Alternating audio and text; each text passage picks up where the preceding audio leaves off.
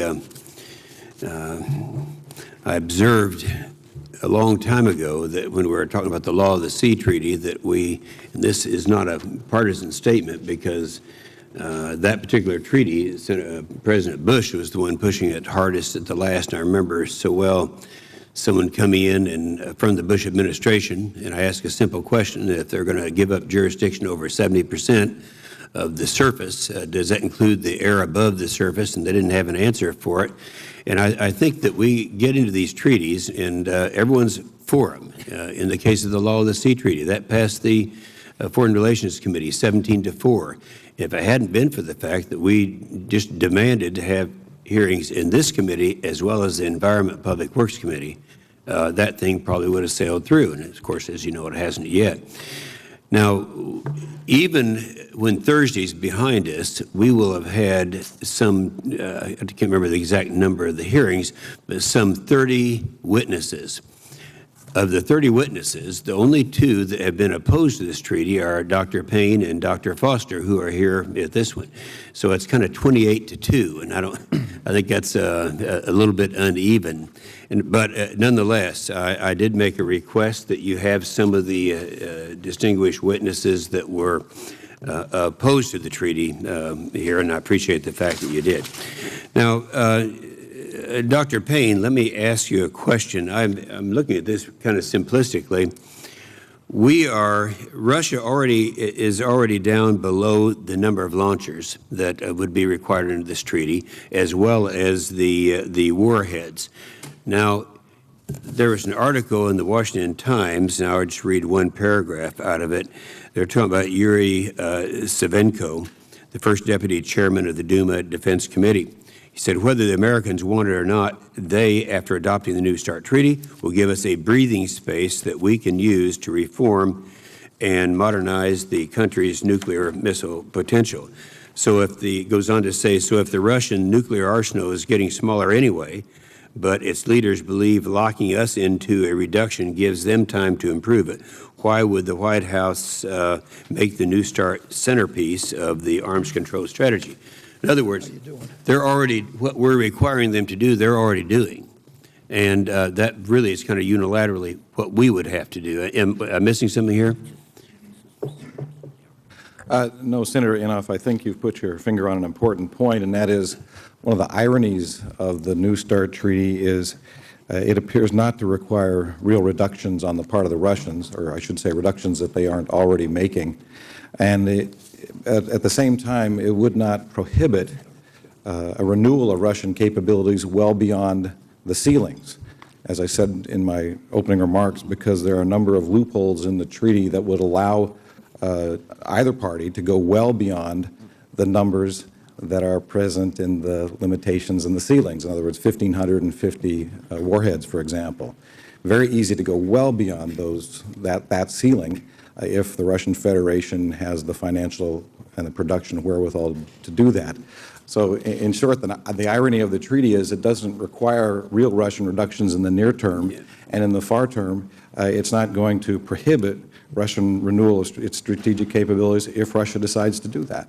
Yeah, and that's essentially what the article said, and it seems very obvious to me. On verification, Ambassador Piper, you had talked about how you felt it had a very strong verification.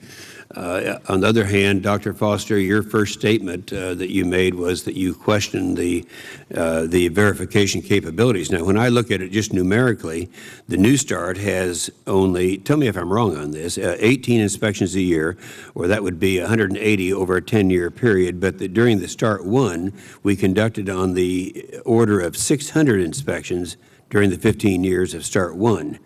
Tell me, is there not a relationship between the number of inspections and the verification credentials of a treaty? I'll start with you and then ask Dr. Foster to respond. No, thank you, Senator. First, a couple of points on the START 1 verification regime.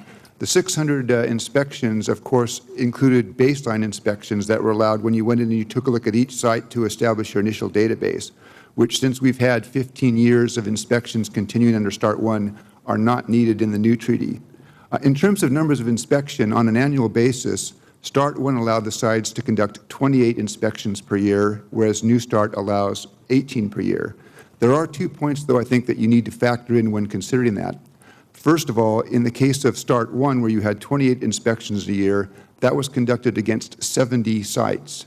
Okay. For New START, it will be 18 inspections a year conducted against 35 sites. So the universe is reduced by half. Oh, okay. I don't want to use too much time here. Real quickly. Yeah, the second point, very quickly, is for some of your Type 1 inspections, 10 of the 18 inspections in New START are Type 1, you actually do 2 things that you used to require 2 separate inspections under START 1. So 18 is actually maybe more like 23, 24 in terms of START 1. All right. Dr. Foster, do you agree with that? Senator, yes, I agree that there are fewer places to look now that there is no longer a Soviet Union, but we just have Russia to be concerned with. So that's the first point. The other one has to do, however, with the fact that when you do inspections, you somehow have to have the concern that you may not find what you're looking for. Recall the situation we faced in Iraq. We knew that from the last time we were there, that there were activities associated with nuclear weapons. When we went back the second time, with 1,000 or so folks looking, we didn't find any evidence. Where did it go? Look, it is so easy in a large nation to hide this stuff. So it seems to me that we really should look skeptically at the matter of verification. Yeah, I appreciate that. I think I was probably more upset than most people were when the administration took down the ground-based site in Poland, with what our intelligence tells us the threat is out there. And so we've talked a lot about, during this hearing, the missile defense requirement. I can only say that in I think it was Sergei Lavrov who made the statement, the treaty can operate and be viable only if the United States of America refrains from developing its missile defense capabilities quantitatively and qualitatively. To me, that's such a specific statement. Dr. Payne, is there any doubt in your mind in terms of their wanting to use this to preclude us from pursuing improving our missile defense system? No, Senator, there's no doubt in my mind that that's what they would like to do. The question will be, how vulnerable will we be to that kind of pressure? I think, for example, back to the ABM Treaty, where the ABM Treaty's restrictions on strategic missile defense caused us to have a less robust theater missile defense capability than we otherwise would have had for fear of violating the restrictions on strategic missile defense. So we can look in the past where there was no restriction on theater missile defense in the ABM Treaty, but we indeed made our theater defenses less capable than they otherwise could be because we wanted to be very careful not to violate the spirit or the letter of the treaty. My concern is that the Lavrov statement and the other Russian statements that lay this out could have the same effect on U.S. decision-making. Okay, my time has expired, but I'd like just to ask just for a real quick answer on why would not the tactical weapons be a part of this treaty? Dr. Payne, it would seem to me that that is something that should have had a lot of significance in this negotiation. I think the real answer to that question, sir, is that they could not be part of this treaty because the Russians did not want to engage in negotiations on their tactical nuclear weapons. I think they'll be very wary about ever engaging in serious negotiations on their tactical nuclear weapons. Since they have a 10-to-1 quantitative advantage. And because they are so valuable in the Russian military doctrine. Thank you, Mr. Chairman. Thank you, Senator Inhofe. Senator Reed. Thank you, Mr. Chairman. Mr. Miller, at this point,